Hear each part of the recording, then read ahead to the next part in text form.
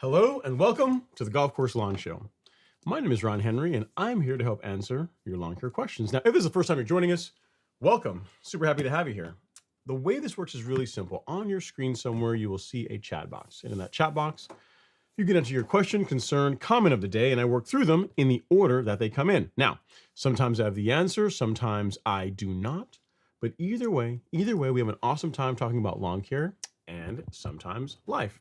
Well, guys, it's good to be back. Good to be back. Sorry about last week. The plan was to do the live stream Wednesday evening. But some work was done on the floor as far as the varnish or whatever they put on it, and just the fumes were just too much. You can't be in here. So and I wasn't gonna do it from like a hotel room because like my laptop and everything was set up just isn't really not as good as this, even though this is kind of makeshift. So yeah, apologies for no live stream last week, but we are back live and direct. We are back in the saddle.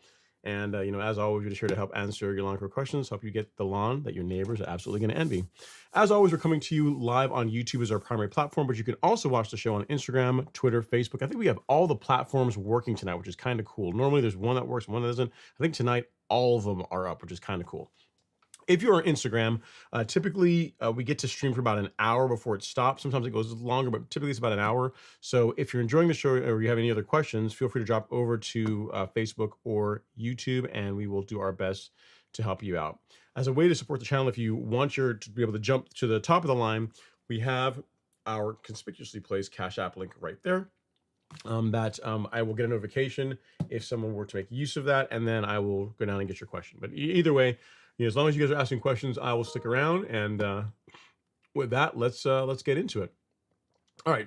First up, we have Mr. Aaron Surrett. Hopefully, I'm saying your name properly. If not, I apologize. He says, I have about half backyard, half of which runs to a creek and is all shaded with tree cover.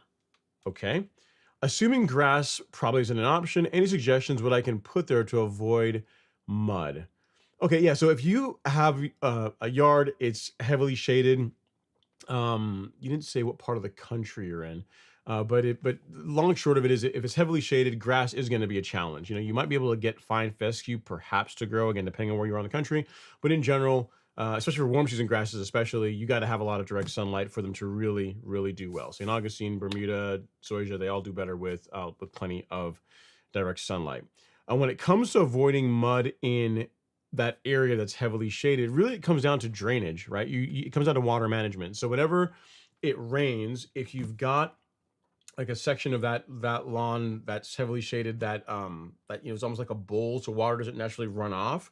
That's going to be a challenge where you're going to have mud in that area. So what I would do is I would step back and I'd look at it, perhaps even before you get a heavy rainfall, but you probably looked at your lawn after a heavy rain, and you can see where water pools, if anywhere. And the way you're going to get around that is you can, I mean, the probably the best way is going to be to potentially regrade the area to allow the water just to move off. You can make use of drainage like French drains, those type of things, but again, those still have to run downhill to somewhere, and that water has to drain somewhere.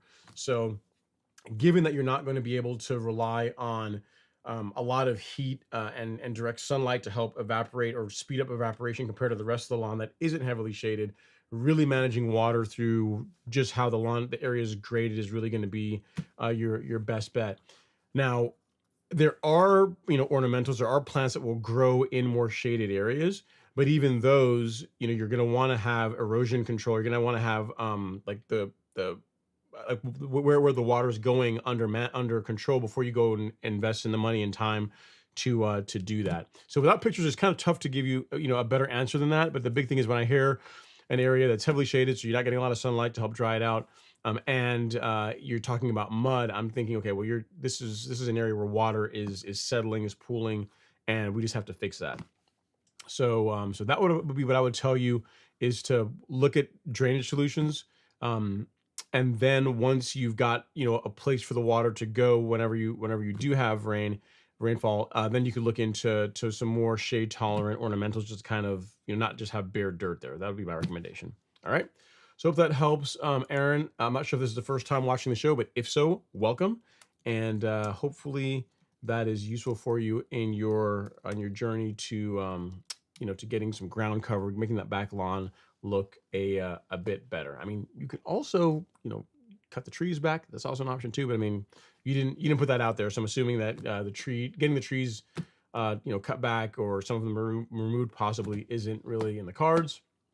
So hopefully the other feedback I gave you is useful.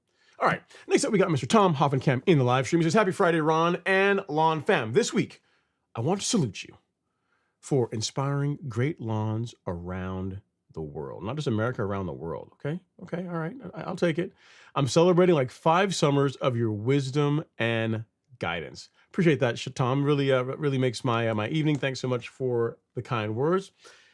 Now we have a question. He says, "Do you think you affect your local neighborhood?" Absolutely, yes.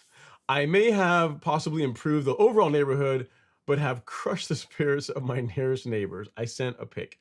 Um, yes, absolutely. So there are definitely more people that top dress their lawns in like they're in my neighborhood than did before, and they top dress their lawns with the level mix, with the material that I use.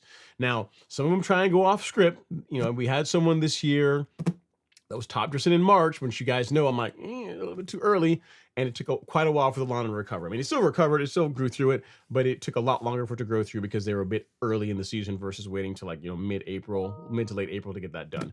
But yeah, overall, I would like to say that the quality of the lawns within the neighborhood are definitely better, due to the efforts of Alex and myself. Alex always keeps his lawn on point.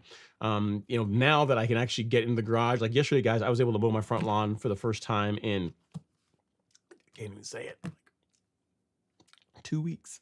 2 weeks. I mean, I'm trying to think. I'm trying to think the last time I went 2 weeks without mowing my lawn, and it's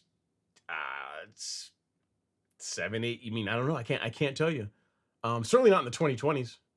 Certainly not in the 2020s. Like in July, I mean, not more for 2 weeks. Yeah, I can't tell you. It's been in excess of definitely 6, 7 years longer. So I literally could not get to my mowers because they were like the kitchen was all moved into the garage. So like I couldn't like get my mowers out.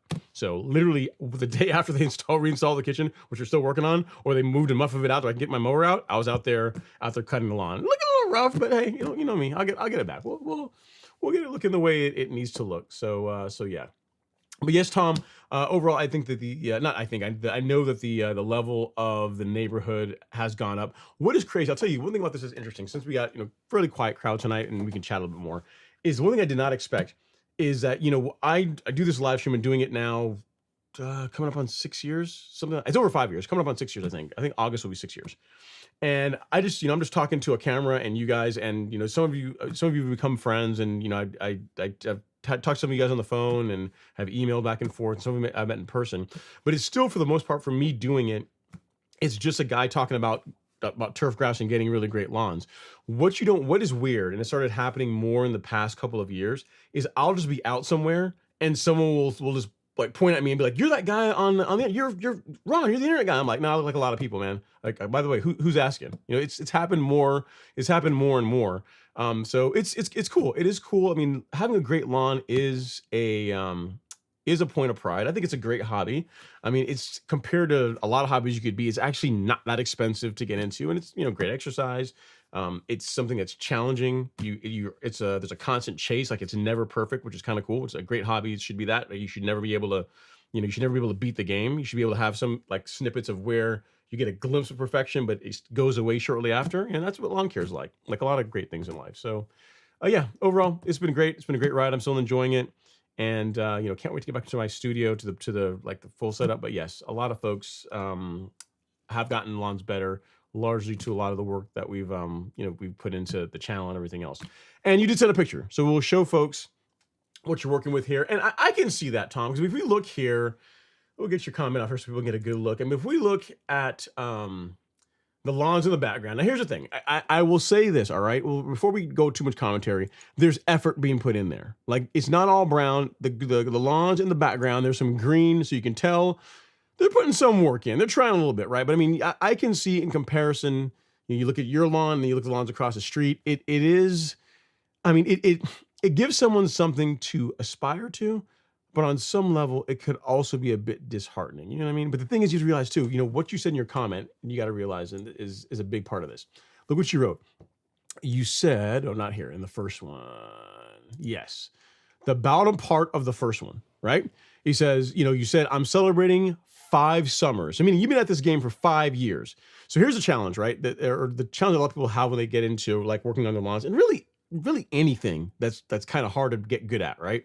Is they'll look at you now and they'll look at your lawn now and be like, "Man, that was awesome, and I need to get my lawn together, and this and that. I'm this year's my year. I'm gonna get it done," right?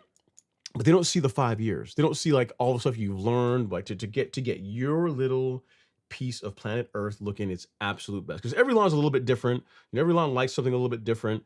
And you've had 5 years working on this one area to get it to look the way it looks. So that's where sometimes folks can have, can be a little unrealistic. In many ways, you're a 5-year overnight success, right? People pay attention to it now because they see a lawn that looks like this, but they don't see all the mistakes. They don't see like the challenges that you had along the way. They just see something that looks spectacular, especially when all the other lawns in your area are suffering. And it's not because you didn't put the work in over many years to get to that point. So I would say just, keep any questions folks have, help them out. I mean, remember, you got a 5-year head start and you're still very much in love with the game. So your lawn's only going to get better and better as you keep working on it. But yeah, I mean, the people that I'd say are disheartened have an unrealistic expectation of what it takes to create like professional level turf at home. You know what I mean? And it's hard to do. That's why most people's lawns do not look like this. It takes a lot of consistent effort, and most people just aren't willing to do that. So good job. Keep it up. And again, if I can help with anything, let me know. Great work, man. Great work. All right, next up we have Nick Wren. He says, "Evening, Ron. Heat wave coming through Dallas. I have Xeon at 3/4 of an inch. What, if anything, do you alter in your watering, mowing when heat waves come? I use Hydrotain already." I would just, you may have to water a bit more, Nick, and the lawn will tell you that. So if you know if you're watering, let's say twice a week now, and here's how you can figure out when you need to increase your watering. It's kind of a trick. Most lawns, most properties will have some areas that dry out faster than others. Like on my lawn, if you're looking the back lawn towards the patio, from the patio looking out, the left side, which you guys don't typically see a whole lot, but the left side that like borders between Alex's lawn and my lawn, because there's a swale there, that area just doesn't hold as much water. If I water it, water runs off. If it rains, water runs off. Like it just doesn't, like air just doesn't hold as much water as the rest of the lawn. So when I'm looking at the lawn during the summer, that area is going to dry out, begin drying out, start losing its color before anything else. So when I start seeing that, that's a trigger to say, okay, you know what? I'm going to bump the watering up by a couple of minutes across the entire lawn. And I'm also going to do some spot watering there with a hose just to kind of keep that area looking nice. So a way to figure that out is to find, like pretty much every lawn has it. I mean, you might be lucky to have a lawn that just everything looks great all the time, but most people don't have that. So most people will have an area of their lawn that will dry out and show stress before others, and just pay attention to that. And if you see that, then you just know, hey, it's time to make adjustments to my watering schedule to across the entire lawn, and maybe just some spot watering there. Here's what I would not do. I would not increase your irrigation to where you're by so much that area there is now looks great, because then you're probably putting a bit too much water into the rest of the lawn. So what I would do, I'd bump things up a little bit and then look into some spot watering of that area. That way you're going to prevent the rest of the lawn from falling off, but you're also not going to create conditions that can result from overwatering. So just something to keep in mind. Pay attention to your lawn. You'll know areas that struggle first, and make adjustments based on that. That's what I would tell you. All right, great question. All right, next up is Anything Goes. He says, I finally made it to the live stream. I have a horrible Creeping Charlie case. Let's see here. What kind of, I asked him before, this question was before the show, and I said, what kind of grass do you have? And he's giving me some more background. He says, I level with 4 yards of top dressing for 3,400 square feet. So a touch heavy, but we'll let it slide. Overseeding with high yield, and now I have nutsedge, and the kind of grass you have is tall fescue. Okay, so for Creeping Charlie, I would go with something with fescue. You probably want to go with like a 3-way, something like this. If you go to the Golf Course Lawn Store, go to shop, and then go to weed killer, and then scroll down and hit load more, and scroll down and hit load more, one more again. And one more again. And for your 3-way, if you're broadleaf controlling your fescue lawn, I would go with Triad Select. So this is a 3-way. It's 2,4-D, MCCPA, and I think it's dicamba. There's one more in there. I'll tell you now. It's going to drive me crazy to know what the third one is. Dicamba. Yeah, so 2,4-D, MCPA, and dicamba. So you got three herbicides that covers a broad range of weeds. To include, Creeping Charlie, but most broadleaf weeds, this will take care of. So that's what I would use for that in your fescue. And now you mentioned nutsedge. Given that you have a fescue lawn, you're going to want to go with Sedgehammer. So you could take Sedgehammer, this, and pair it with Triad, and that would be a good concoction for managing the weeds that you're dealing with in your lawn. Here's the thing though, with Triad, it is you want to be careful with temperature. So if you live in what part of the country you're in, but if you are somewhere where it gets gets a lot hotter like it is this time of year, I would pick like either early in the morning or in the evening to spray Triad. Sedgehammer is not really as a concern. It's more Triad that you want to be careful with. You really don't want to be out there spraying when it's 85 degrees. So if you have a situation where you're in summer, which we are right now, I would bias towards spraying more in the afternoon, because you're going to give the herbicide plenty of time to be absorbed. And you're not spraying and then going into a hotter point of the day. The best thing would be to find, a day or a couple of days where temps aren't going to exceed 85 degrees, but that might be tough this time of year. So your next alternative is spray in the afternoon, evening time. get that done, and then again you can pair it with Sedgehammer, and that will control both your broadleaf weeds and your sedges. So hopefully that that helps anything Bose. But yeah, congrats on, sounds like a fun lawn renovation project. Once you get it to the where you want it, feel free to send us some pictures. We'll show everybody the fruits of all your hard labor. All right, hope that helps. All right, next up we have D-Russ6T. He says, evening, Ron. I'm in Northeast Oklahoma, and is it too late to level areas that are too deep for sand topsoil compost? What is too deep? What does that mean? To answer your question, is it too late to top dress your lawn? No, there's still plenty of time this season to get that done. When you say too deep, like, what do you mean? Are we talking like 3 inches, 4 inches, a foot? I mean, it's hard to know, to tell you exactly what to do without knowing how much of an area, how much of a rut that we're possibly dealing with. So you may find, let's just say, use an example. So you got like a lawn, and you've got like an 8-inch rut or something like that in it, right? For something like that, you're probably, I don't know what kind of grass you have. I don't know, you could be warm or cool season, but at any rate, for a deep, like a really deep area, a deep rut, you're not, to your point, you're not going to want to use sand and compost to help build that up. Your best bet is going to be to cut the grass, like cut the existing sod, and move that back if you can. Build that area up, like backfill it with topsoil, like tamp it down, get it settled really well, and then put the grass back.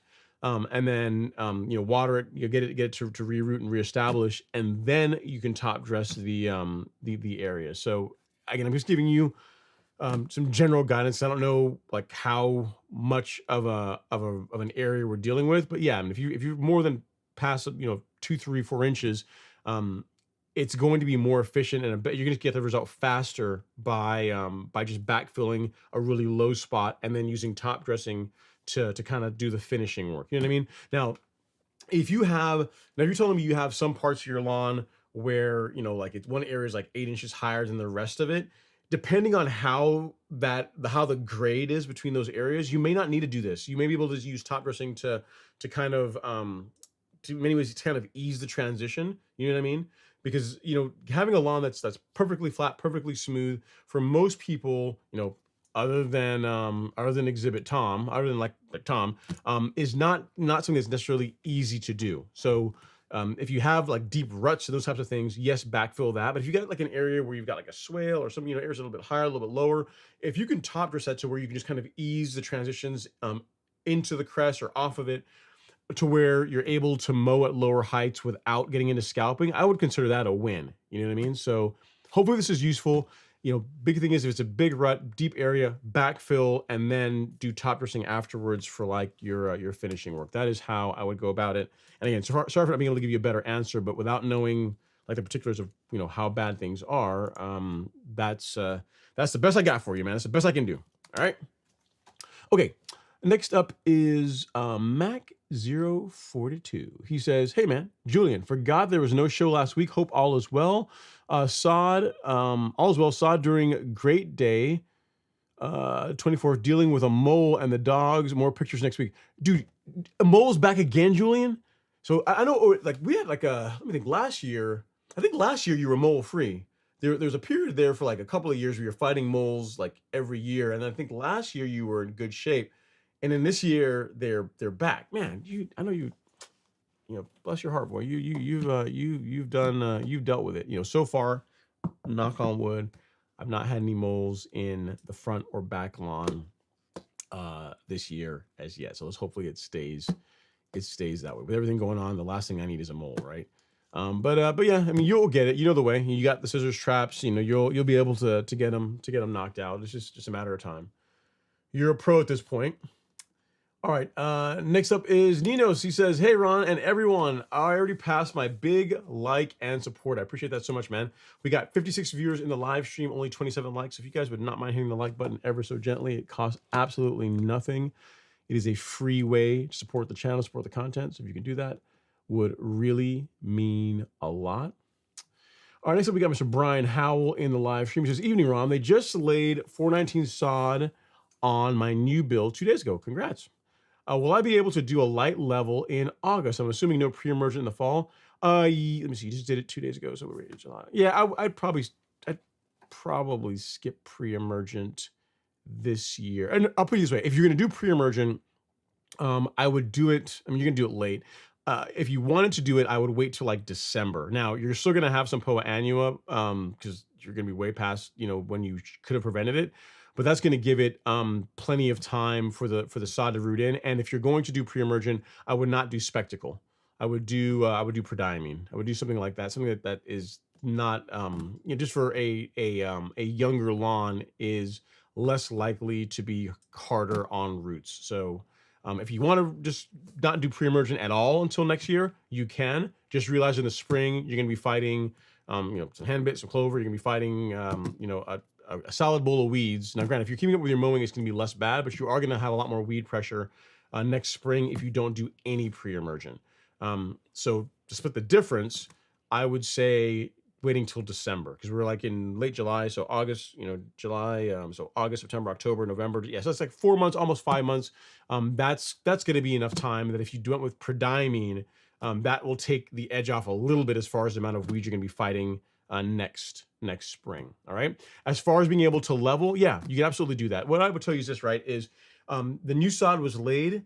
As soon as you can begin mowing it, you start seeing new growth, get out there and start mowing it. One of the biggest mistakes folks make is they wait way too long to start mowing a new lawn. So once you see it's tacked down, which shouldn't take that long this time of year, and you can put a mower on it. Again, you're not going to be going after a scalp or doing any kind of drastic how to cut changes. You're just taking the tips off. You're seeing new growth, you're just knocking that down. And what it's going to do is going to help the grass to establish that much faster. And then if you want to get out there in a couple of weeks and do a light top dressing, there really won't be an issue with that. Again, it's Bermuda. Doesn't really take a lot for it to establish. And, August is still plenty of time for it to grow through. So early August is when I would look into it and keep it light, So again, definitely no more than 1 cubic yard per 1,000 square feet. Given that it's a brand new sodded lawn, you may even have some challenges with getting a cubic yard to cover 1,000 square feet. You know what I mean? You still got you're gonna still have some of the lines from the sod where they were put together. So no more than 1 cubic yard per 1,000 square feet. That's gonna likely be a fairly light top dressing, and then just keep up with your mowing. That's what I would tell you. All right. So congrats, Brian. If I could do anything else, definitely don't hesitate to reach out and keep us posted, man. And here's one thing I tell you: you didn't suggest or really bring this up, but take pictures.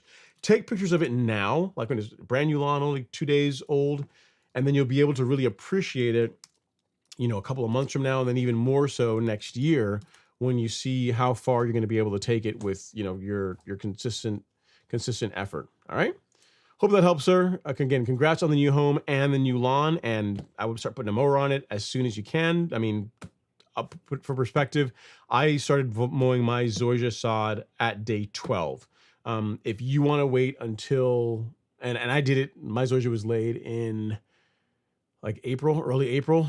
So, I mean, this time of year, it's hot. Bermuda's like growing like wildfire. You're going to be watering it a lot already because it's a new sodded lawn. So, you should be able, let me see, today's the 24th.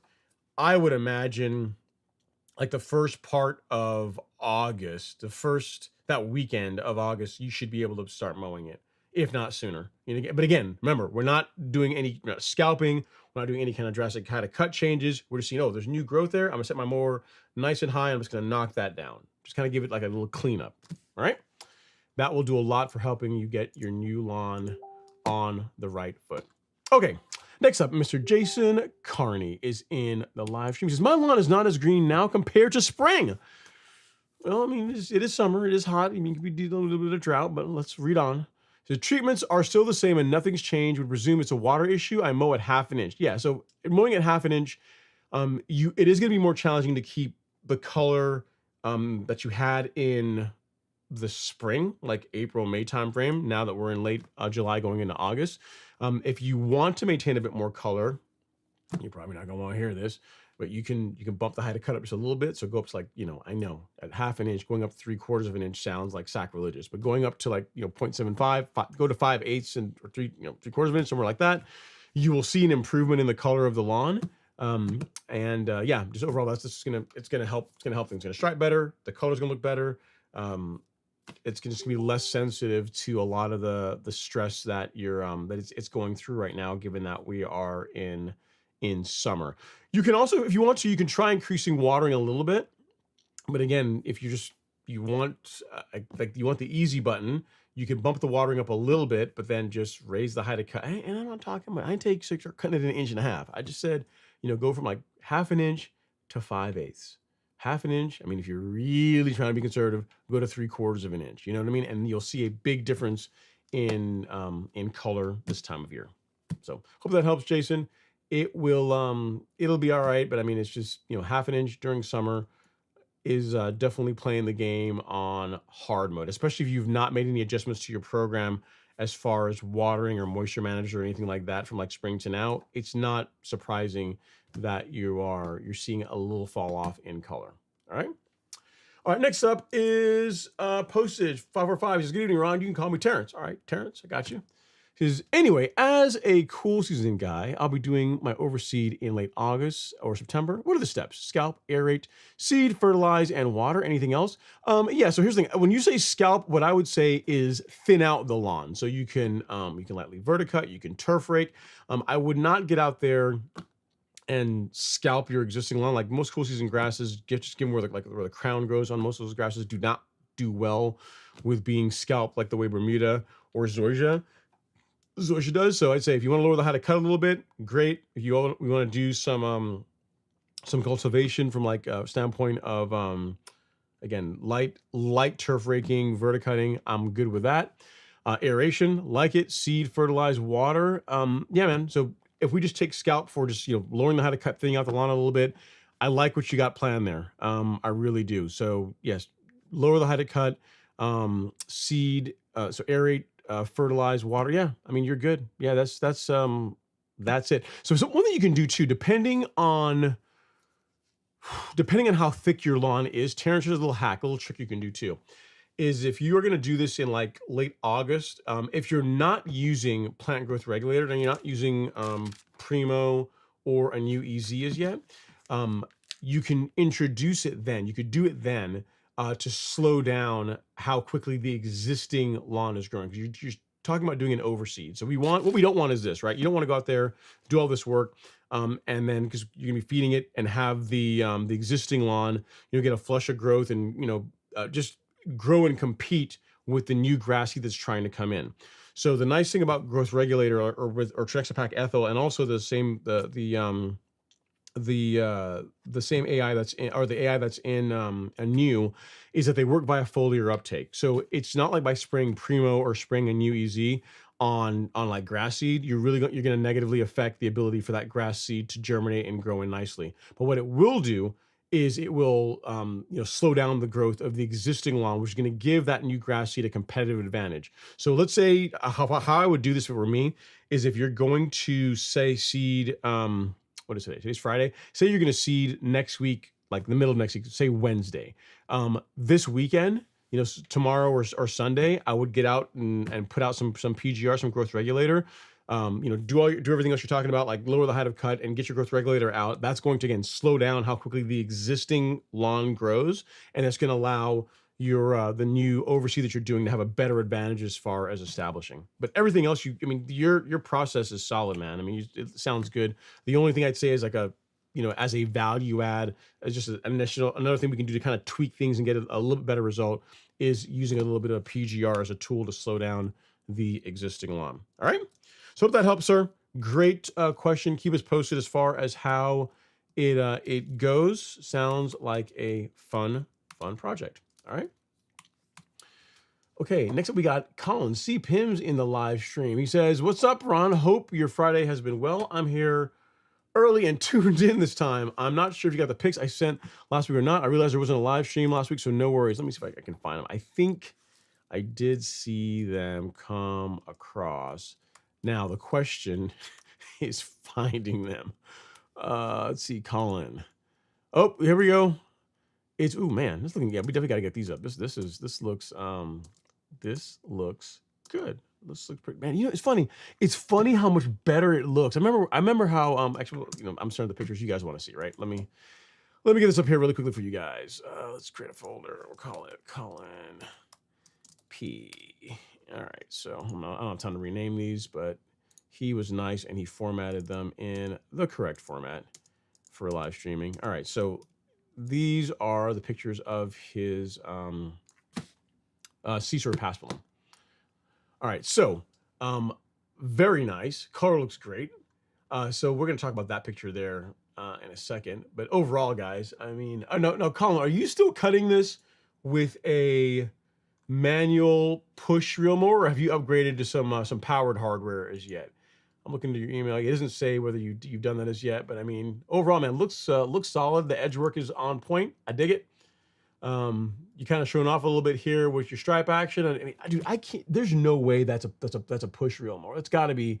You got to be running. I think you do have. Actually, you do, because I'm looking here. You've got, is that a trimmer in the in your avatar? Yeah, this is power reel mower, but it looks great.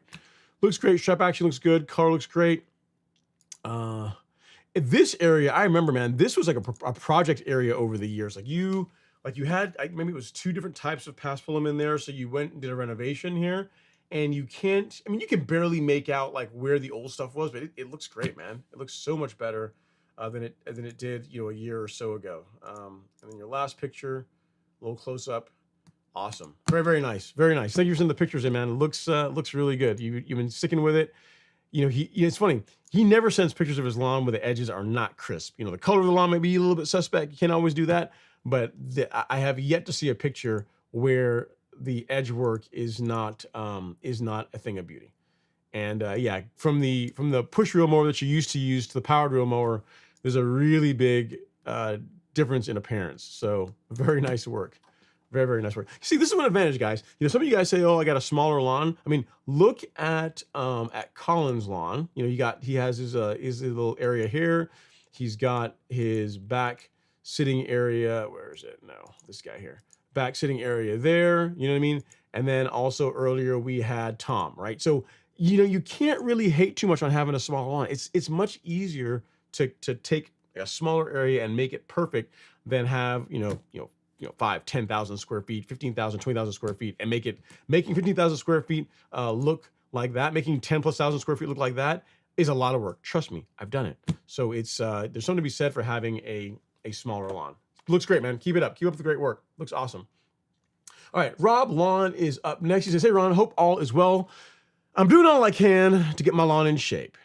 I'm working hard, but the moles are working harder. I've noticed grubs and mole crickets in the lawn. We're removing these work." Yeah, so getting reducing the insects that the moles use as a food source is part of the equation. It's not the only thing. So yeah, getting an insecticide out like a Acelepryn, I would absolutely do that. But in addition to that, the fastest way to get rid of moles in your lawn, if you've actively got them in your lawn, is just to use traps. Get those the scissors traps. You can find them on Amazon. I can send you a link to what I'm talking about here. That's going to be the fastest way, because literally, if they're active in your lawn, you can normally get them within 48 hours. You know, if they got an active like tunnel that they're using, within 48 hours, you can typically get them. So what I would tell you is, where is this? Why is this not working? Is just go with traps. I mean, yes, get a Acelepryn. That's a great product. I'll send you a link to that here in a second as well too. That will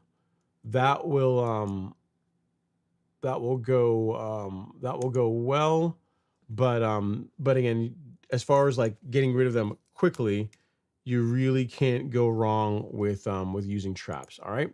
So here are the mole traps, Rob on mole traps. All right, so there you go, mole traps. And then for insecticide to clean up their food source, or reduce their food source, go to the Golf Course Lawn Store, go to shop, and go to fungicide, insecticide, and the very first thing you'll see is a Acelepryn G or a Acelepryn SC. So both these equally effective. Just pick whichever application method you prefer, and that will reduce the bugs that the moles are munching on in your lawn. Kind of a two-pronged approach that will help get you in a better spot as far as reducing them. Right, your lawn will just become a Acelepryn. Your lawn will just be less appealing, you know, than the neighbor's lawns. Okay, So hope that works, sir. Sorry dealing with moles. I know they are a pain. You know, nothing hurts more than you putting a lot of work in. You wake up one morning and you got your lawn scarred by moles. So all right. Let me tell this person that I am on live stream. Okay. All right. Okay.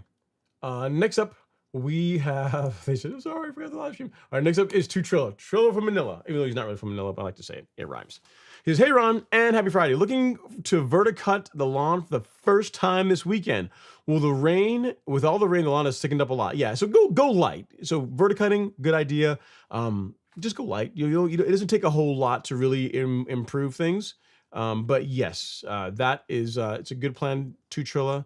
I like the idea of getting that done. And guys, here's the thing, guys. We still have enough time. Now that the lawn is on the mend, I'm still looking at doing zoysia on just the other part of the front lawn, the vanity strip, and just that part of the front lawn. I need to give the guy a call that did the work last year to get that process started. I got to kill off the existing swale area and get that rolling. So I still want to get that done this year. All right.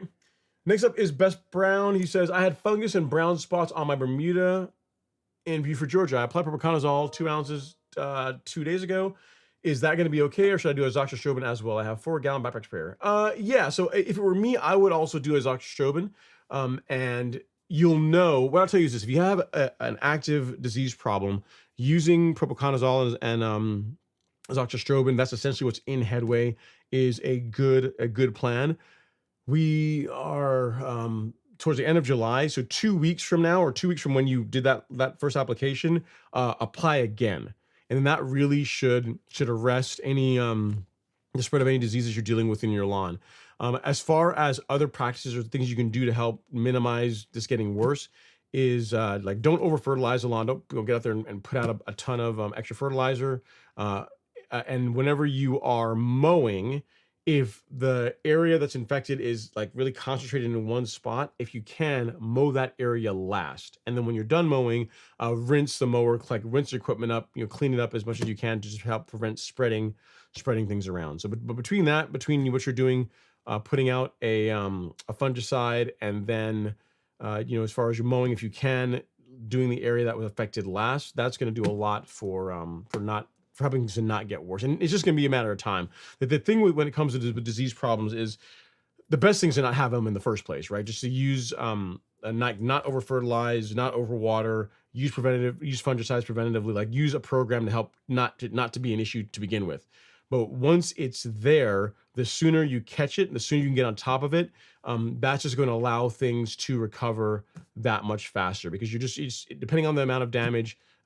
It's just a waiting game. So to give you an example, if we look at the Headway product description, which you're going to be spraying essentially is Headway, propiconazole, and azoxystrobin. This is some large patch that was in my lawn, I don't know, probably 5-6 years ago. And you can see this was not good. You started to see it starting to form. This is definitely not as bad as it can get, but this is just showing, hey, it's, something's going on here and it's not good. This is 2 weeks prior to applying Headway.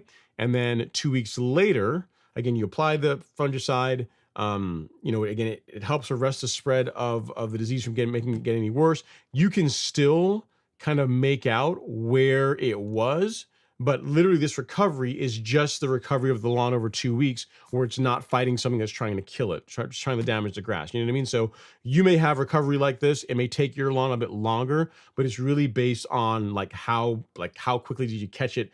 And that's just going to be a big part of how long it takes for it to recover. But you're doing the right things. Don't over fertilize. Don't over water. And if you mow, try and mow the area that's got the problem last, and keep your equipment clean to help prevent spraying it around. Okay, it will get better. James Black says, "Evening, everybody." What's going on, James? Hope you're doing all right, sir. And then next is Tamara Price. It says, "Hi, Ron. Good to be here. I maintain a hedge. Maybe you remember. Inside the hedge are giant mushrooms, which I know are doing a job. However, I think they are dead or severely traumatized." Okay. Um, okay. I don't know if they are dead or not. It's tough to say without a picture, but I mean, inside the hedge, there's giant mushrooms. Yeah, I'm not sure on that one, Tamara. I mean, inside a hedge, I imagine is really shaded and cool. Maybe water settles there. Sounds like a great combination. It's nice conditions for mushrooms to grow. But if they're dying, then and you don't want them, I guess that's good, right? Okay, next up is True Gator Fan. He says, "Happy Friday, Ron. I feel your mowing pains. My Ryobi 40-volt motor quit on me last Saturday while doing a summer scalp. Now my lawn has been half scalped for a week, and the part won't be in until Monday. That's rough. I get it. That's it's not 2 weeks, but still a week when you're used to mowing, every other day, every couple of days is tough, man. I actually stopped looking at it. I stopped looking at it for a while. Yeah, because it was just even when I was driving home, I would just blank out the front lawn because it hurt too much. But it'll be okay. This too shall pass. All right. Anything, Bo says, how often do you recommend dethatching for cool season grass? So for most lawns, I actually don't recommend dethatching. Like lightly turf raking or scarifying to lightly thin out the lawn, that's okay. But most lawns do not really need to be dethatched from a traditional way. I mean, a dethatcher is, I still have the outlet page up here.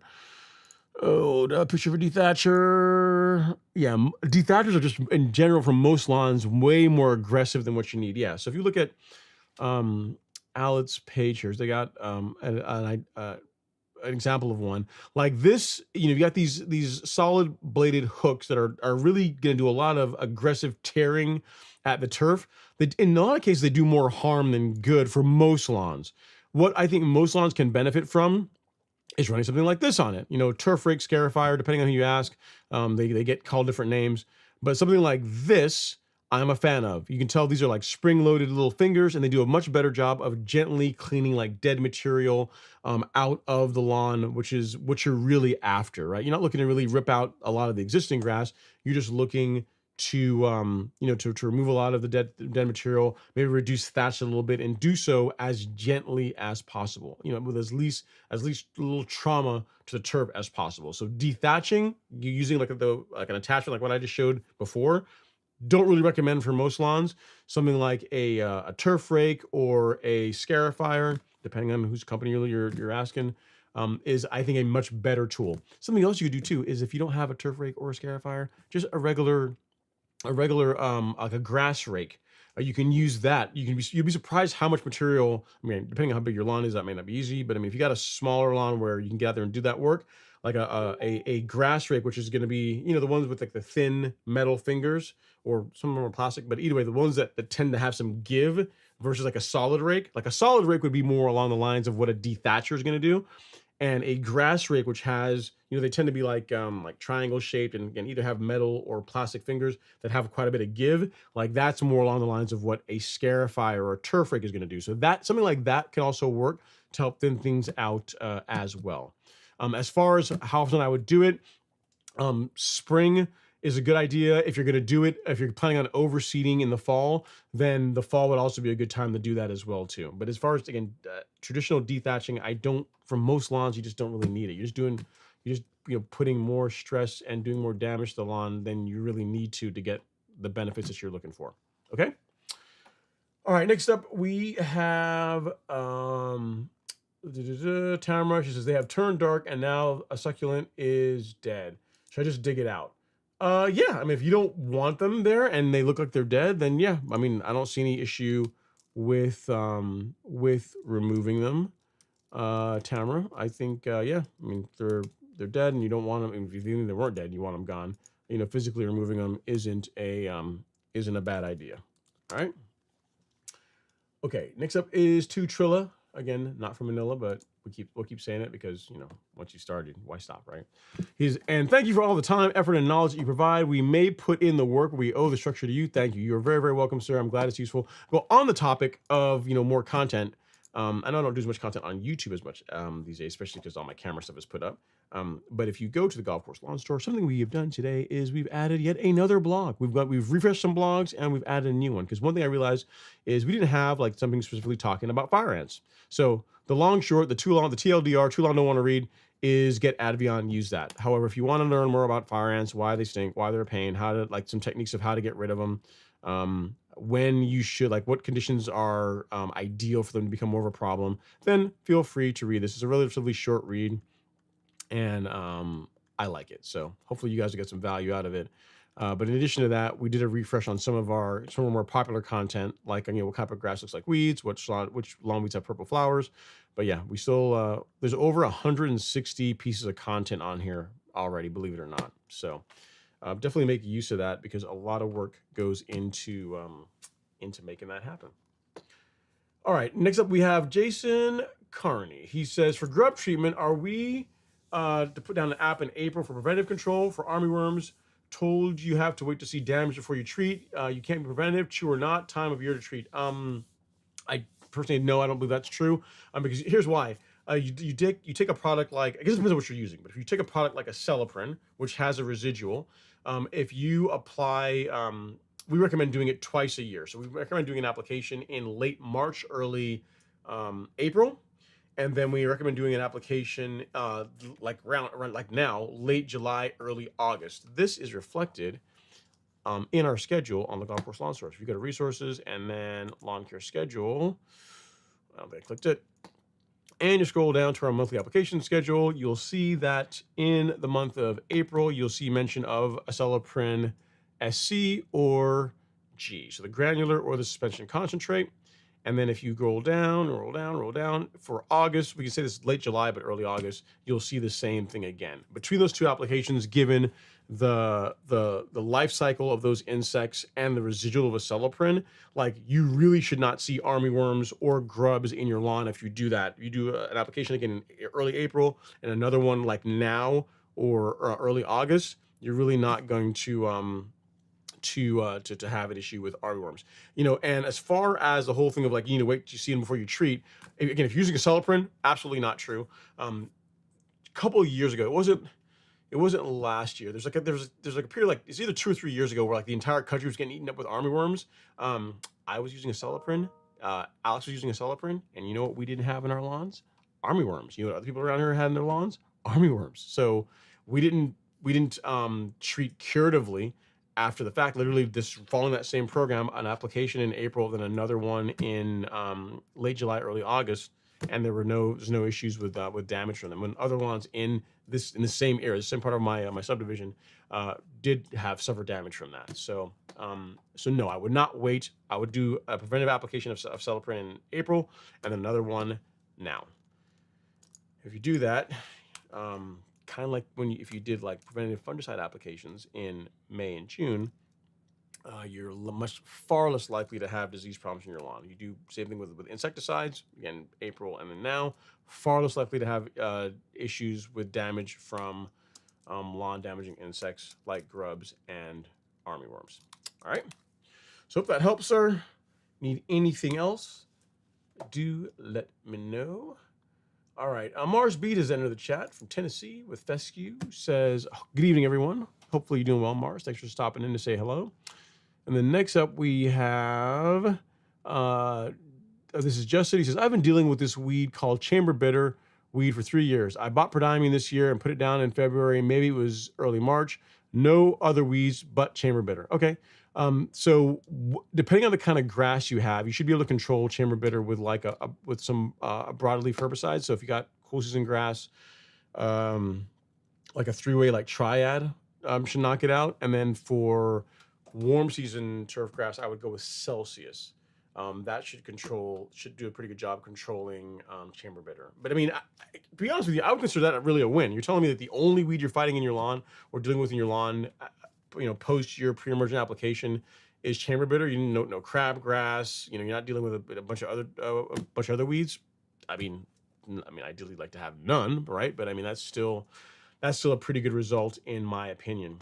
So yeah, I would, again, depending on the type of grass you have, I would go with either Triad for cool season turf grass or Celsius for warm season turf grass. And for best results, use a surfactant with them. If you're interested in finding those or reading more about them, you can read about both here. All right, so weed control. All right. Okay. Next up is Fred Villar. He says, "Hey Ron, I seeded Bermuda in April and I have a lot of spurge and crabgrass. Can I blanket spray my lawn or just spot spray?" Here's the thing. I'm generally a fan of spot spraying whenever you can, especially whenever you are dealing with a relatively new lawn. Um, so I guess if you seed it in April. If the lawn is largely established, you're mowing it, it looks pretty good. I mean, it's doing well. And if you're going to blanket spray and you're going to be sensible about the rates, like you're not gonna overdo it. Will a Bermuda lawn tolerate being, say, blanket sprayed with Celsius? Yes, it's not. It really shouldn't be a problem.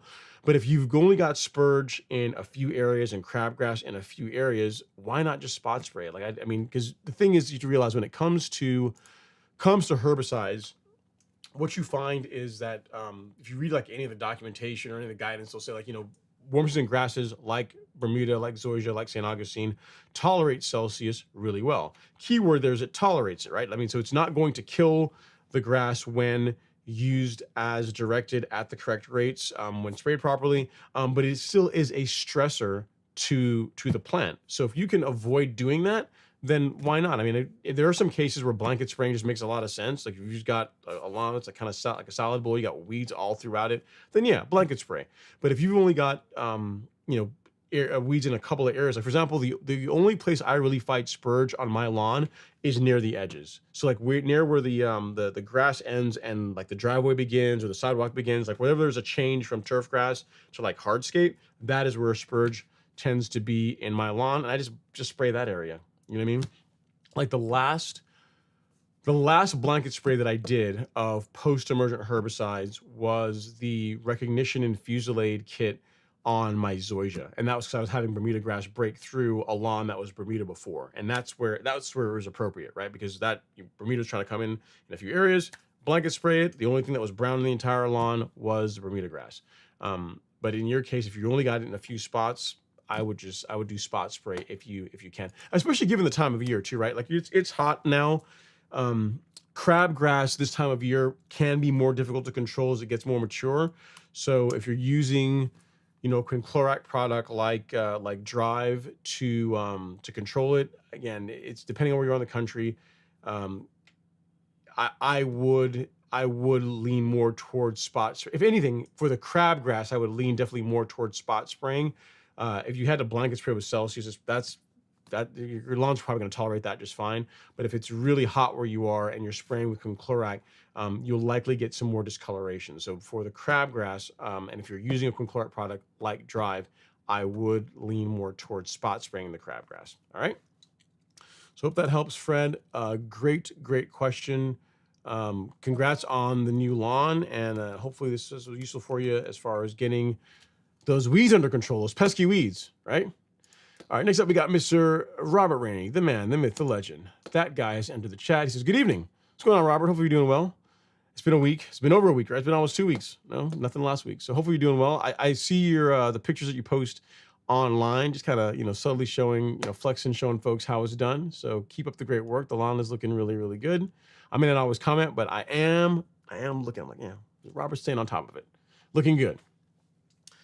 All right, next up is this is Jesse. He says, "I should have just said hi first. What's up, Ron?" No, you mean just jumping right to your question? Like, hey, I got a problem. I need help. You should have exchanged pleasantries first. Sorry, man. It's okay. So you're in Maline, Alabama, raining and hot. They are thriving with a mimosa. It's okay. Even though we did it backwards, my advice still stands.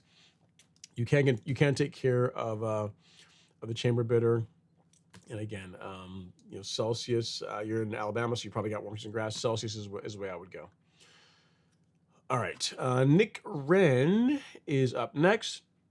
He says, "Thanks, Ron. I noticed at an angle it looks brown or almost blue. This week I've watered every day.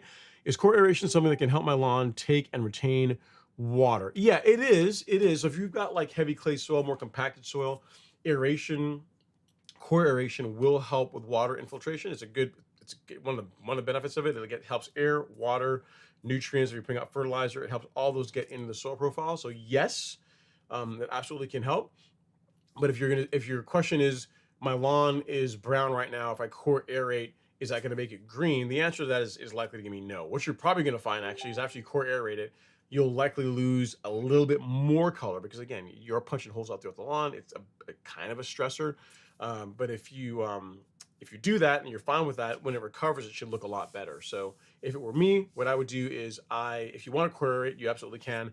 I would core aerate, put out a fertilizer afterwards, put out an excellent biostimulant like carbonized PNG. Yay, it's finally back in stock, so you guys can get it. I would do those two, and then water, after you're done to help the lawn recover. Like that, you do that within 5 to 7 days, you should see a nice response as far as the lawn coming back.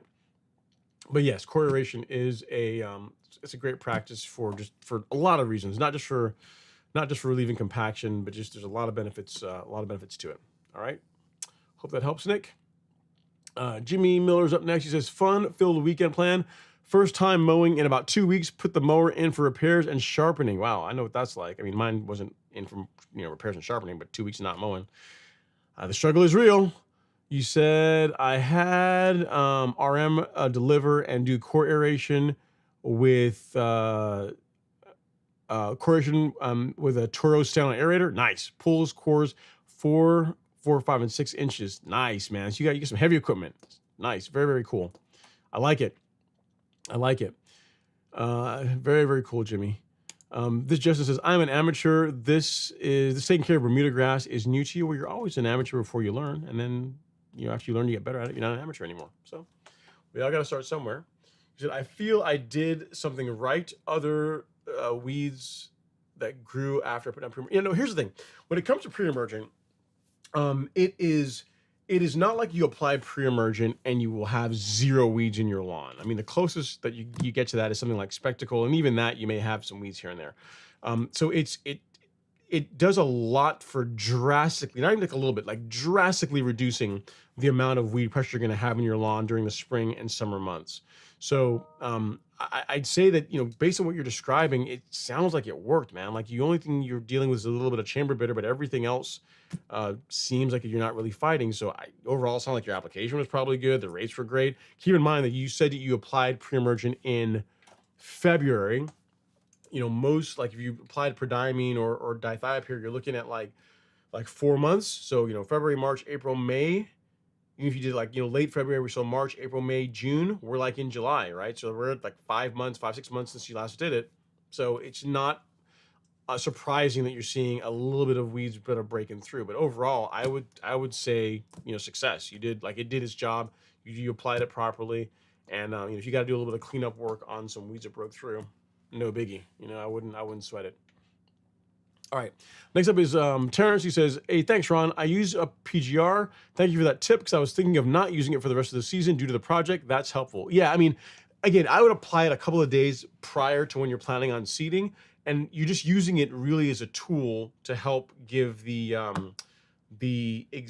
grass you're seeding an advantage. If you read the label for Primo, there's actually a section about overseeding, saying, hey, this one cool advantage of this thing as a tool is, it's not going to affect seeds that are like new grass seed that's growing, but it can be used as a part of a seeding project to, again, slow down the existing grass and to allow that new grass to come in a bit faster. So it's absolutely a use case for Trinexapac ethyl. All right. Mac02 says, yeah, man, they are back. I sent some pictures of the sod project and the front yard verticutting. Let me see here. I don't have anything from you. I may have to look and see. If not, you may have to forgive me, Julian. I may have to get them on maybe next week. I don't have anything. Oh, you said them. Man. Woo. You said them last week. Goodness gracious. Okay. Well, I'm going to have to show this. This is, man. You guys are. It brings a tear to my eye. Beautiful grass, man. That looks good. Looks really good. Okay, JM2. Okay, so if you remember, I don't think, Julian, I still have your pictures from before. I'm sure I can find them really quickly because where I show these, it helps to have context of where you were. I think this was you. It is you. I found them. Look at that. Yay. So this is where you were before. This is like the prep work that you did, right? Where you got rid of the existing lawn. You're doing some top dressing. You're getting ready to lay the sod. And this is what it looks like after the leveling work. And then finally the sod was installed, right? And if memory serves me, these pictures were, oh man, where was it? 7/3. So you sent these pictures to me in early July. So these pictures were sent on 7/3, so not even a month. And here we are now, we'll say 3 weeks later, and this is how this looks, which I gotta tell you is insane. It is insane that it looks this good, man. This is, I mean, but you know what? It's insane, but it's not really insane because look, here's the thing. Before we even show these pictures, look at all the work that went into this, right? So you had the before, you see all the prep work this man did, so, as far as really doing as good a job as he can, getting, getting the existing lawn out, getting it nice and level, giving the new grass a great place to establish. I mean, that's like perfection as far as your preparation. And then you can barely even make out where the old grass ends, the existing lawn ends, and the new sod begins. They did such a great job blending it. And what you get for doing that is this a few weeks later. This is what you get for that level of effort. So, I mean, you can definitely see the new sod now, but I mean, you're talking that was put in July 3rd. Today's the 24th. It's a thing of beauty. It looks spectacular, man. It looks spectacular. And then this is the front lawn, which was not resodded, but just to show, hey, he can do it in the front and the back. That also looks quite solid, quite solid. We gotta give top marks for that. But to pull that off, to have it looking like that again in the middle of summer, 3 weeks later, is a thing of beauty. And what I can see in there? If you guys look, you can see lines, almost like mowing lines, I think. It looks like some mowing lines in there. So it looks like he's already put a mower on it, which I like. And that's definitely getting mowed. So overall, Julian, excellent work, top marks. Very, very, very nice. And again, it just shows all the extra work you put in ahead of time really helps produce a great result on the back end. You really can't, like that. That's a perfect example of really taking the extra time to do the preparation right, because in a few weeks you get something that looks like that. Really great work. All right, Tilted Anchors up next is, how long do you wait from killing to planting and sodding? When I did my zoysia, the zoysia went in April 3rd, and I sprayed Fusilade and glyphosate like 2 weeks prior, like mid-March. So yeah, it was like 2 weeks between when I killed off the existing lawn, when I sprayed it, within like 10 days or so, began really dying off and turning nasty. And they came and like cut it all out, raked it out, and then put the new sod in. So 2 weeks is what I did between, again, the kill off and then the new sod going in.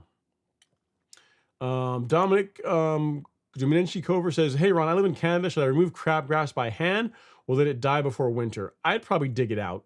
If it bugs you enough that you're asking this question, I would just physically remove it, because it's going to be an eyesore between, I mean, you still got like 3-4 months, maybe longer, of it like being ugly in your lawn. You know what I mean? So even if you get out there every, a couple times a week with a bucket and you spend, 30 minutes, you'd be surprised how quickly you can get, you can make the lawn look a lot better. I mean, it depends on how much crabgrass we're dealing with here, right? But if you got like a clumps here and there, I would just physically remove it, because obviously it bothers you since you decided to ask the question. So I would get rid of it.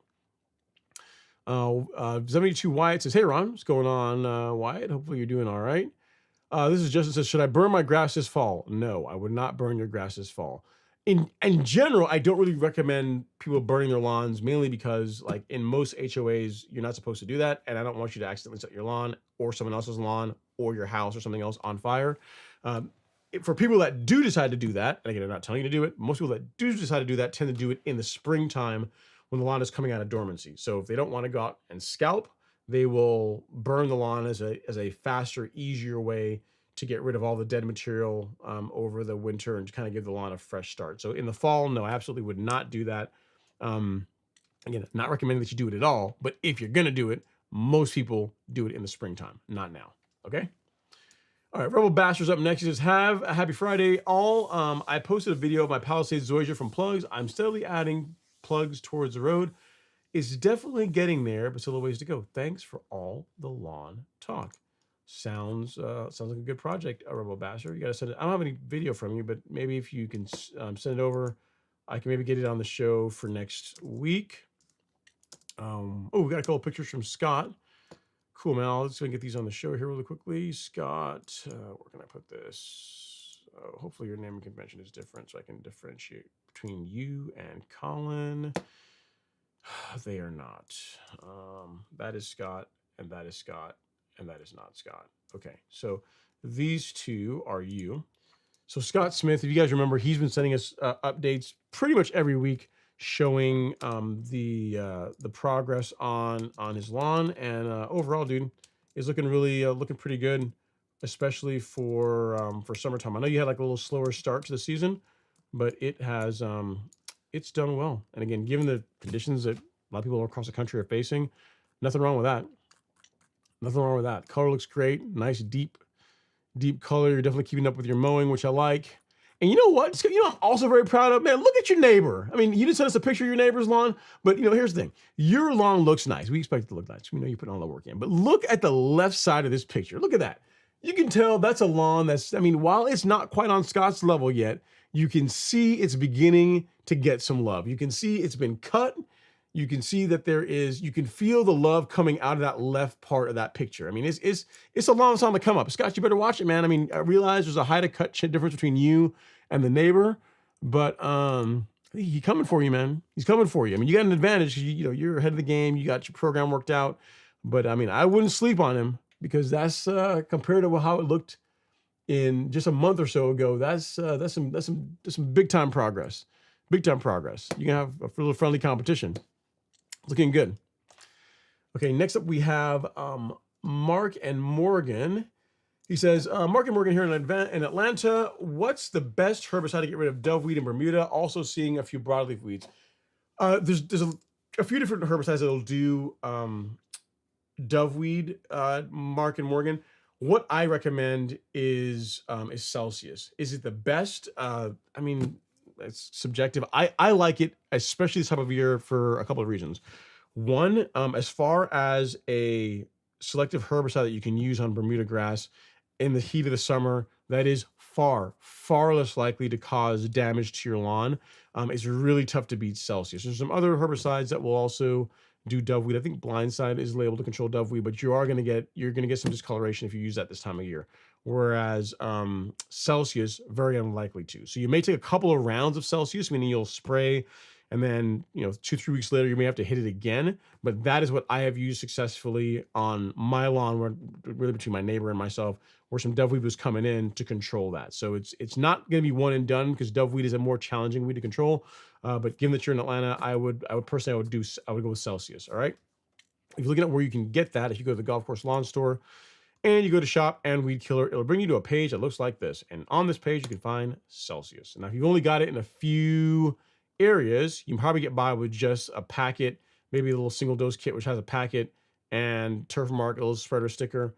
Like this may be the ticket for you to get the doveweed under control. If you've got a bigger lawn, or you just want to be able to, again, do a couple of applications, which you're probably going to need, then you could go for the larger kit. Or you could do the small kit and get just another packet by itself. That would allow you to do a couple of applications. So it really depends on how much doveweed we're talking about. But that is what I would use this time of year, because if the thing that you find, right, and let me do this in Bermuda.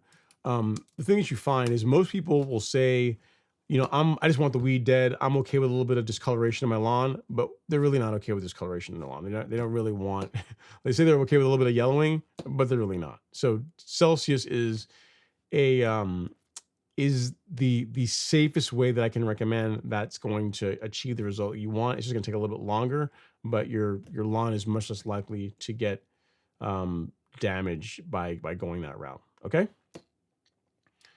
All right. Let me see. Tamara says, I will take a picture because these mushrooms look alien. And I'll email you. I really appreciate it if you can take a look. That would be nice. Sure. Yeah, I mean, send me pictures. I will. I'll take a look at them. And I mean, it may not be. I'll respond to your email. It may not be during the show, but I'll take a look and I'll let you know what I think. My email address for the purpose of answering your question, Tamara, is ron@golfcourselawn.com. Please make. I mean, I kind of know what you're asking me. So if you're writing in there, like don't write a don't write War and Peace.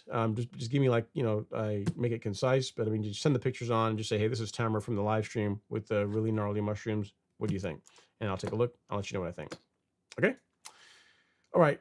Colin's up next. He says, thanks, Ron. I appreciate it. I just did some scarifying yesterday, so it doesn't look like that now. Yes, it's a powered reel mower, McLean 20-inch. Never used a manual reel mower. Okay, who am I thinking about? I thought you were on a manual reel mower. So, I'm just thinking about somebody else. No, a rotary mower. Okay, here's the thing. I know you were using a not as good cutting instrument, so I was confused. And I said push reel mower, but you're using a rotary mower. Same difference, actually probably a bit worse. He says, I was using a rotary mower before the McLean. Yes, the one section has been my headache. Renovated with sod a couple years back. Just rough with the elements in that one. Shade, tree, roots, clay, soil. The struggle is real, man. The struggle is real. Scott says, good evening, everybody. Go hit that like button. Picture sent, Ron. Thanks, Scott. I showed everybody. Appreciate that. He says, if I can get the one I renovated to match the backyard and the stripe lawn, I'd be stoked. It's going to be tough, man. It's going to be tough. I mean, you figure like that gets tons of sunlight. There's not a whole lot of shade. That gets tons of sunlight. Not a lot of shade. Except this picture is not really showing it, but this area I know will just get quite a bit of shade from what pictures you sent in the past. So that's it. But again, it doesn't look bad. It doesn't look bad. It just doesn't look as good as the other parts, which is kind of that's true for most lawns. You know what I mean? It's every lawn has some areas that typically don't look as nice as others. All right. All right, we got Brothers in Bitcoin says, hey, Ron and all. Man, the flies are going insane. Any ideas of how to reduce flies? The traps work, but attract a ton more. Any suggestions would be appreciated. Gwinnett, Georgia. Yeah, you can use our pest control product. So this will help with that. So you go to the Golf Course Lawn Store, go to shop, and then go to fungicide and insecticide. And if you scroll down, you will see this. Rare Michigan Green Pest Control, non-toxic product. Smells kind of like, has like a citrus smell to it. Will do flies, gnats, ticks, bunch of other stuff too. It's a really good product, and because due to the way it works, they can't the bugs can't really form immunity to it. So this is what I would recommend. If you have company coming over, mosquitoes, if you have company coming over and you're trying to to kind of get the pests away, that would be my recommendation, Brothers in Bitcoin. So here you go. Non-toxic pest control. I gotta fix my camera. It's kind of like cutting off more of my head than I like, but I can't do a whole lot about it right now. All right, but there you go. I linked that there in the chat. Hopefully that helps.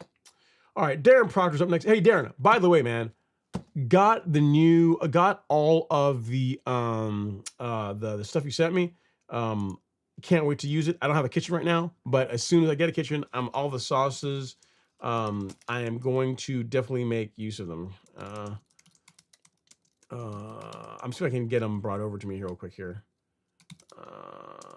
So show everybody the stuff that's the stuff that you recommend. So for those that don't know, Darren's like a grill master. He travels around the country, takes pictures, really cool pictures of like his lawn, obviously, but also like, I guess, believe it or not, there's like a barbecue circuit that's like a thing.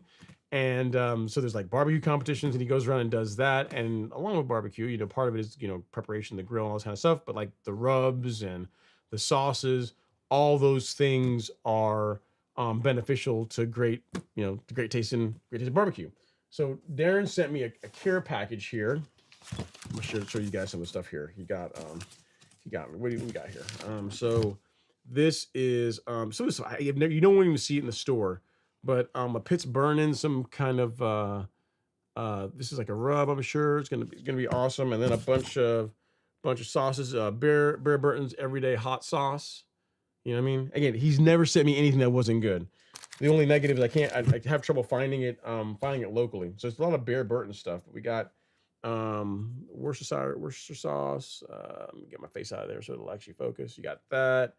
You got Champions Blend barbecue sauce, which, I mean, if you can put that on the bottle, it better be good. What else he sent me here? I know it's ain't grass related, but you guys, we can hang out a little bit, right? And a few other options here. So we got raspberry chipotle. That's probably gonna be tasty, and then just original, and a couple others. So yeah, man, thank you so much, Darren. Really do appreciate it. Smoky Mountain barbecue sauce. So I got like a little sampler pack here, and I think, yeah, the Worcester sauce. I think you sent me this one before. This stuff is really good. It's legit too. So again, send me a little care package. I really do appreciate it. As soon as I have a kitchen, we'll sort of definitely make use of them again. I mean, they're putting it back together. It's not fully in yet. We're getting close. But yeah, thank you for all of the love and support. All right, your question is should I change my height of cut before sand leveling? You're at 0.75 inches now. I wouldn't. Getting all the material this weekend. Picked up a leaf compost sand tomorrow. Getting ready for next week. I wouldn't do. I mean, 3/4 of an inch is fine. You're really not going to have trouble spreading the material with that height of cut. The benefit to that is it's going to do a better job holding on to the sand if you have any areas that are, kind of sloped. Your lawn, from what I remember, is fairly flat, so it's not like you can have a bunch of runoff. So 3/4 of an inch, personally, unless you want to. I mean, can you? Yes, but is it necessary? No, and an argument can even be made for like leaving it at 3/4 of an inch. So yeah, I mean, if you're going to lower the height of cut, like you gotta scratch, you gotta lower it a little bit. I wouldn't go to lower than 1/2 inch. Like if you wanted to go down a little bit, that would be okay. But I mean, I've top dressed my lawn. I can't tell you how many times at the height of cut that you're at right now. 3/4 of an inch is just fine. You're not gonna have trouble spreading the material at that height of cut at all. But again, if you're looking for something to do between now and next week while you're waiting for the material to show up, you absolutely can do a light height of cut reset and get ready for your top dressing. Take pictures, man. I know you got a good camera and you know how to use it, so definitely take pictures. So we want to see. We want to see what's your how the process comes along for sure. All right.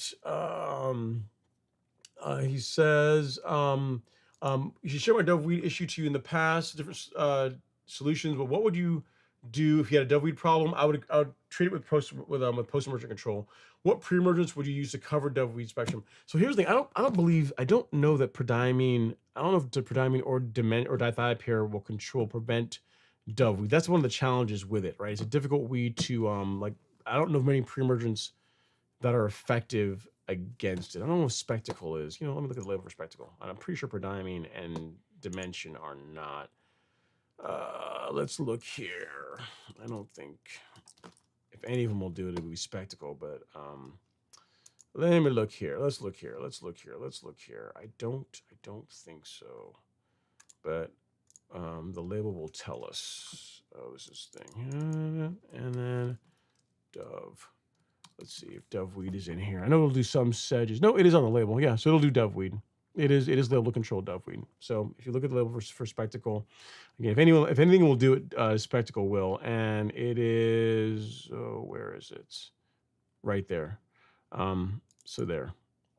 Dove weed's right on the label. The thing is though, is a general rule. I don't typically recommend using spectacle in the springtime. I like to save that for the fall.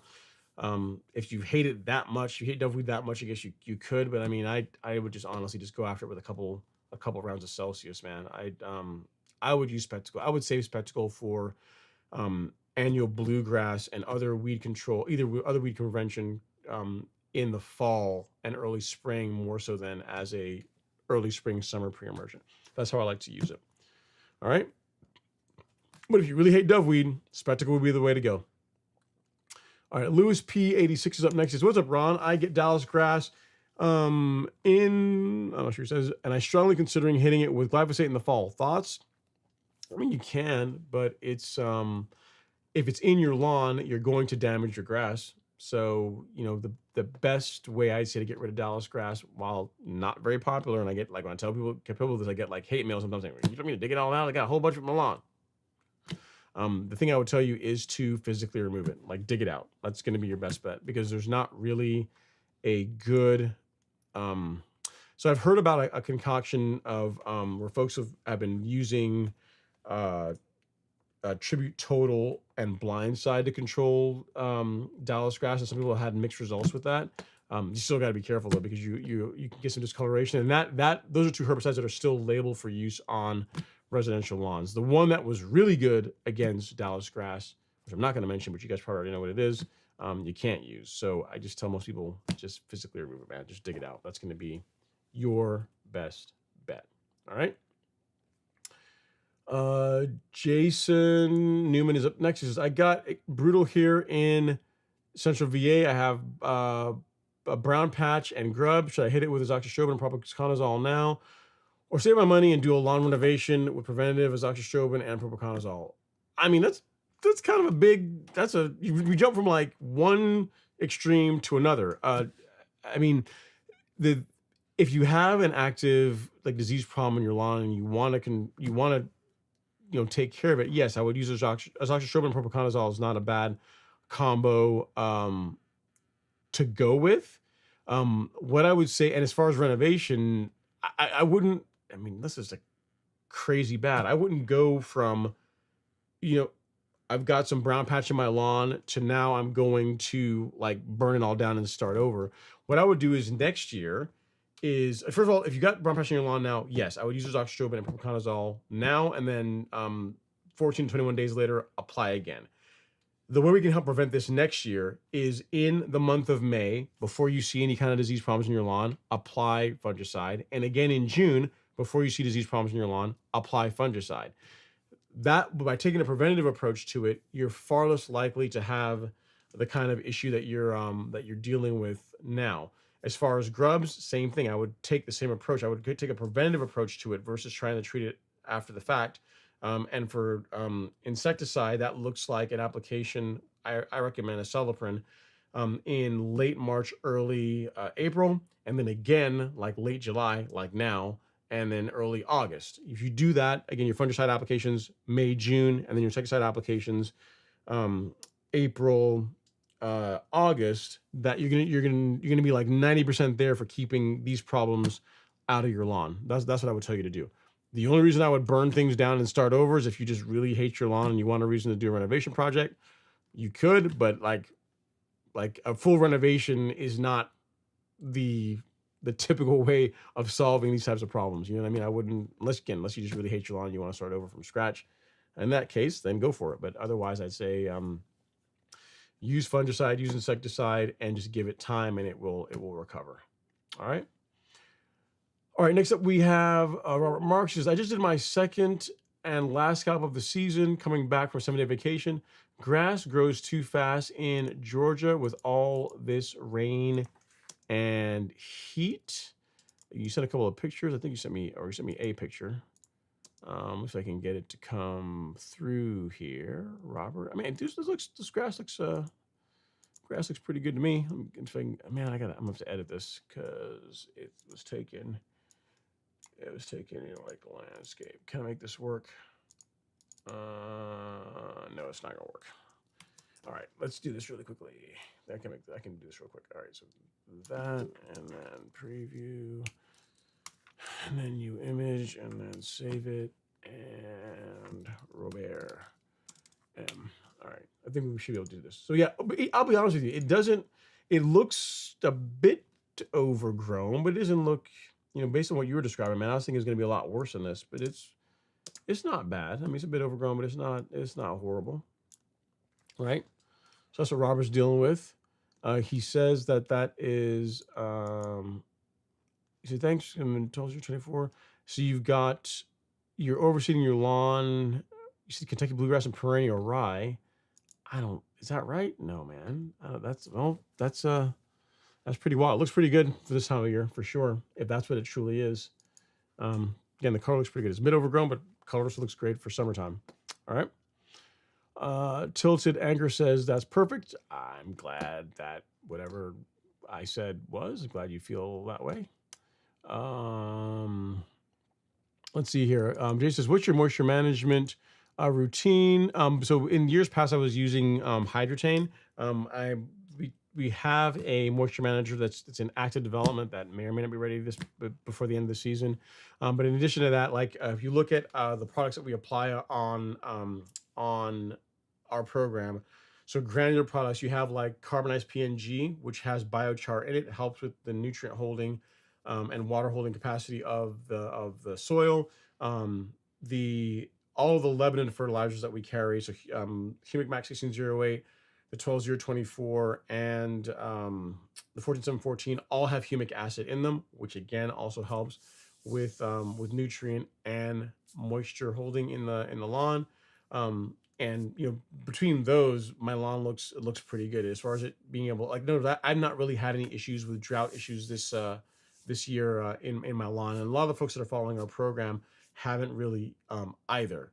We also have in liquids, we also have the carbon kit, which is the Release Zero, Release 901C, our kelp product, which is NutriKelp, and then also BioSpectrum, which is like the microbial activity in the soil. So between a combination of the granular and liquid products and the fertilizers that we use, we're in pretty good shape as far as both nutrient holding and moisture retention in the soil. And if you're doing the other cultural practices where you're doing your aeration, in general, you don't tend to have as many issues with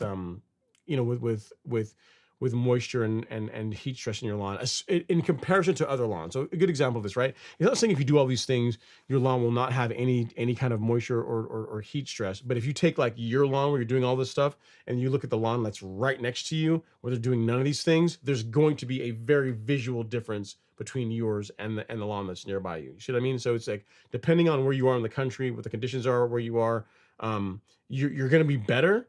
How much better? It depends, right? But it's definitely that system that we have definitely produces better results than people that don't do it. All right. So hope that helps, Jason. You said you posted on your YouTube channel. So there you go, guys. If you want to go check out his video, go check out Marble Bastard's YouTube channel. And then Scott says, LOL, I finally talked him into letting me help out with his lawn, the neighbor that had a salad bowl. Well, you're doing it right, man. It looks better. I got to tell you. That, where's the picture? That, not that one. The left side of the lawn, you can tell, is looking good. It's coming in. It's coming in. Hopefully the bug's gonna bite him and he's really gonna, start trying to give you some competition. Because overall, it looks great. Let's see. Turf by Trev says, do you mow the day after jumping carbonized PNG, or do you let it sit a couple of days? I mow the day afterwards. So I will apply it, water it in, and then I'll mow either the next day or worst case like 2 days later. Like I normally do. I don't like give it several days. I do water it in though before I resume mowing. So hopefully that helps. Turf by Trev. Next up we got Gavin Moore. He says, I got hit hard with spurge and crabgrass this year. Last year was a lot of spurge. I agree with you. This year spurge hasn't been quite as bad. Would pre-emergent help slow and stop this next year? And when should I put them down? 2 applications. Yeah. So So pre-emergent will help with both spurge and crabgrass in your lawn. When you would apply it in the springtime is when the average 5-day soil temperatures are in the low to mid 50s, trending warmer. So where I am in Georgia, I typically do my pre-emergent in like mid-February. That does sound a little bit earlier, but when it comes to pre-emergent, getting it out a bit early is better than getting it out late. So depending on where you are in the country, you may have to shift that a bit.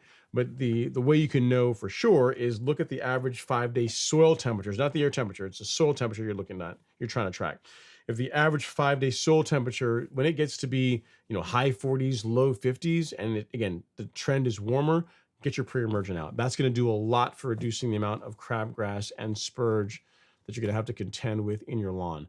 Where you'll tend to still find spurge is areas of your lawn where the soil gets disturbed quite a bit. So along the edges between driveways, sidewalks, flower beds, like those areas where you're edging or just doing a lot of, the soil just gets disturbed more than, say, the middle of the lawn. That is where you'll still likely get some breakthrough eventually with spurge in particular. All right. So if that helps, Gavin, get your pre-emergent out. Again, when the average 5 days in the low to mid 50s, and that will do a lot for keeping those nasty weeds at bay. So hopefully that is helpful, sir. All right. Let's see here. CPIMS says, I certainly agree. Each lawn, even though somewhat the same, will have its own issues. it's always interesting to see. Yeah, man, that's like you essentially you become an expert on your lawn. Like all the guidance and all of the content we put out in the Golf Course Lawn Store is pretty good. It's a good framework, but you'll find that you may need to tweak things a little bit here and there for your particular lawn to get things exactly the way you want it. Let's see here. The Google says spectacle year round is a bad idea for your root system. Yeah, that's why I don't really recommend it. I typically use it only in the fall, and then using prodiamine. So you want like Ron Henry's approach to pre-emergent. Again, not saying it's the only way to do it. Not saying it's even the best way to do it, but it's a way that works. It would be to do dimension, so use dithiopyr or prodiamine in the spring and use indaziflammins or spectacle in the fall. If you do that on a warm season lawn, that's going to produce a really good result. If you have a cool season lawn, don't use spectacle. Use prodiamine or dimension in the spring. Really, for a cool season lawn, what I would do it as I would use dimension in the springtime, dithiopyr in the spring, and in the fall, I would do a couple rounds of prodiamine because you can't use spectacle on a cool season lawn. That's the approach I would take for cool season. So warm season, prodiamine or spectacle, so prodiamine or dimension in the spring, and in the fall is where you use spectacle flow. All right. So that's why typically I don't recommend it.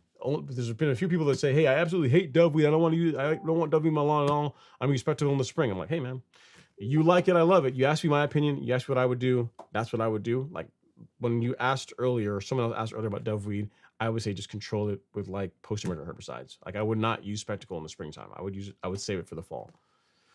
In my opinion, that is where it's best used. But lawn care is personal. You're able to do whatever you want, man. All right. Darren says, nope, I will leave it at 0.75. Less work. Yep, I agree with that. Let me know if you like the rub. We talked about it at Real Rollers. Yeah, so this is this one right here. Yeah, man, it looks. I mean, here's the thing, man. You know what you want? I tell it's gonna be good. Like it's pretty basic. It's just like the label. You can tell they didn't go and do anything too crazy. It's a fairly basic looking label, which means it's got it where it counts. That's what I would imagine. So spicy maple pecan, probably gonna be tasty. You know what I might do is Alex grills a lot, my next door neighbor. So I may whenever he's grilling, I say, "Hey man, I got something for you to try out." Maybe share some of the love and get his feedback as well too. Plus he's better at grilling than I am anyway. So kind of selfishly like, "Hey man, you want to try this out?" And you have to cook something, and we'll both benefit, right? We'll give you a review of what we think. All right, we got Devin in the live stream. He says, "What's up, Ron? Looking forward to some good turf talk. Hopefully, I am not disappointing, Devin. I haven't seen anything from you on the gram. Let me check here, make sure I'm not crazy. Hopefully, I didn't miss it. If so, I apologize. I don't think I have anything from you as yet. Not now. Nope, nothing from you as yet. So you haven't emailed or messaged saying, 'Hey man, I want to get on the live stream.' So good. I'm not being a jerk. Cool. Yep. But when you do want to get on the show, let me know. We'll make it happen. All right, Hoffenkamp's up next. Is, "Hey Ron, thanks for the kind words. I will continue to be a polite ambassador of encouragement." And they all have lawn care services. So crazy. I have BioSpectrum, Kelp, Central GPGR for. Well, again, these two things are not the same. If you look at when a person hires a lawn care service, not there's anything wrong with that. I think lawn care services are awesome, and they definitely serve a important role in lawns looking pretty decent. You know what I'm saying? Like if you see a lawn that doesn't have a lawn care service, that's not doing anything at all, it's very apparent. So I'm not trying to hate on lawn care services, but if you are trying to compare the results you will have from your typical lawn care service to like our program, it's like two different universes altogether. Like you think about it, a typical lawn care service will come out 6, maybe 8 times in a season, maybe, over the entire course of the year. You're with our programs, go look at the annual application calendar. Like every month, just from a fertilization standpoint, you're out there twice a month, you're spraying, biostimulants, growth regulator. You're doing a lot of things that like a lawn care service is not going to do, mainly because not that they can't, but just they can't do it at the price that they need to be competitive. So you're comparing like a service that is good enough to get a lawn that looks, decent, like not gonna have weeds all through it, to a person that is trying to produce a lawn that rivals like professional turf, right? So if you look at your lawn, like if you take that lawn, let me get your comment over here. If you take that little area and then you expand it out to, 15, 20, 30, 40, 50,000 square feet, you would say that looks like a baseball field or a football field or like a bowling pitch or a bowling green or whatever. You know what I mean? It looks like a small piece of professionally maintained turf. And that is not, it's not inexpensive to do, but from a cost standpoint, that's not even the big thing. But from a time standpoint, it's a lot more involved. So comparing like your neighbors that have, a lawn care service and what you do, they're different universes. They're completely, they're, if all they do is a lawn care service, their lawn will never look like that. It's just not going to happen. It'll look good. It can look pretty decent, especially if they pick up their mowing, but it's never gonna look like that. So just never will. And you said, along with everything else, fungicide, pre-emergent, and I mow occasionally. It's a simple thing, right? Yeah, it's that hard. It's that easy and it's that hard. You got it in a nutshell. That's it. And then let's see here. Brett says best Bermuda spring and fall pre-emergent. I live in Oklahoma. I will tell you my thoughts. I'll give you, how about that, Brett? So what I would tell you is this. For a fall pre-emergent, my opinion, nothing touches Specticle Flow. So for a fall pre-emergent, you do an application in late August and another one in like November, December. Specticle, thing of beauty, what it does for keeping weeds out of your lawn. For a pre-emergent for the spring, a couple of choices. Actually, let me do this. Pre-emergent. You've got dithiopyr, which is excellent, excellent pre-emergent. It has the advantage of a prodiamine from a standpoint of the ability to control young crabgrass. So some people that really are trying to, really hate crabgrass, or maybe you're a little bit late, this would be a better choice. Or prodiamine. Either one of these, you're not going to go wrong for as a spring pre-emergent on a Bermuda lawn. And then for the fall, buy once, cry once. You're really not going to go wrong with Specticle. It's as simple as that. Specticle in the fall, prodiamine or prodiamine or dithiopyr in the spring, and call it good. Your weed control problems for the most part will have been solved. That is the approach that I would take. And if you're interested in looking at those, I will send you a link that just talks to only our pre-emergents on the Golf Course Lawn Store. All right. Hopefully that helps. And as far as when to apply them, how to apply them, if you go here, I'll send you that as well. If you go to resources and then resources and then lawn care schedule, this is our month-by-month application calendar where it talks about when to do pre-emergent in the spring and when to do pre-emergent in the fall. All right. So I'll send you both of those. So you'll be all set up. I'll actually pin that. So we'll say month by month product application schedule. All right. And we'll pin it, because if someone watches after the fact, they'll be like, what was that thing you was talking about? And I will say, let me see.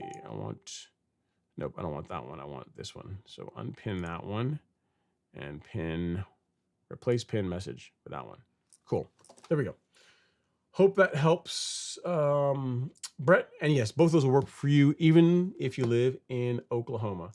Homcap says, sell Darren's rub on the Golf Course Lawn Store, please. It's kind of a mix, man. I don't even know where you get this. I don't even know. I don't know if this is even Darren's rub. It's one that he recommends.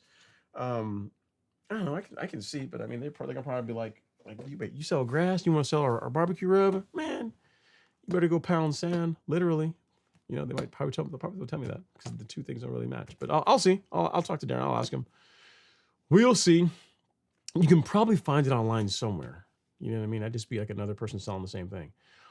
All right. Robert Marks, he says, sorry for the confusing picture. That's my 750 square feet of Kentucky bluegrass and perennial rye in the backyard. It's at 4 inches. I've been using the Carmen Kit PGR and the 12024. This time last year, it was all dead. However, this year, it is not. So Carmen Kit, growth regulator, and the 12024, which is an excellent fertilizer choice for this time of year, especially in a warm season lawn. And you got bluegrass and perennial ryegrass looking like that in the summer. Good work. Top marks. Very, very well done. Very well done, sir. I like it. Well, guys, gals, I think that tis all of the comments and questions we have for this evening, which, again, I really appreciate you guys not being too mad at me for missing last week. between, like, again, not being able to be in here because of like all the fumes and everything, and also the karate event. It was the World Championships, the World Tuxedo World Championships. It was a really fun time. Got to see a lot of friends, get to judge some really good karate, and overall, it was a good time. But we will cue the outro music. Again, I really appreciate you guys coming to hang out here on a Friday night. Next week, we should be back, I think, Friday again. Same time, same channel, 7 p.m. Eastern. Really appreciate you guys coming to hang out. If you're looking for an excellent assortment of fertilizer, fungicide, weed killers, biostimulants, everything you need, along with the know-how to create a lawn that your neighbors are absolutely going to envy, check us out on the Golf Course Lawn Store. Our blog, resource section are updated really weekly with the latest and greatest tips and tricks to help you get a lawn that will stand out among the rest. Again, thank you guys so much for coming to hang out with me. We'll see you guys next week, Friday, 7 p.m. Eastern.